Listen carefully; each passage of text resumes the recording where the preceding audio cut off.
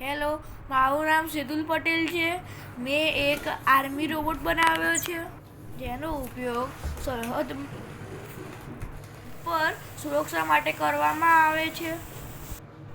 આના દ્વારા કોઈપણ સૈનિકને નુકસાન થતું નથી. આના દ્વારા આપણે બંદૂકની ગોળી કોઈપણ દિશામાં મારી શકીએ છીએ.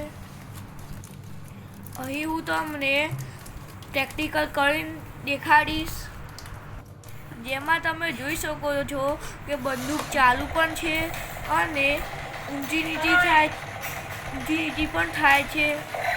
સમગ્ર રોબોટનું સંચાલન રિમોટ દ્વારા દૂરથી પણ થઈ શકે છે. આ વિડીયોમાં નિહાળી શકો છો કે રોબોટ કઈ રીતે કામ કરી રહ્યું છે. ખરેખર સુરક્ષા માટે આવા રોબોટની ખૂબ જરૂરિયાત છે. ફરીથી વિડીયોમાં જોઈ શકો છો કે બંદૂક ઉપર નીચે થઈ રહી છે. વિડીયો જોવા બદલ આપ સભીનો આભાર.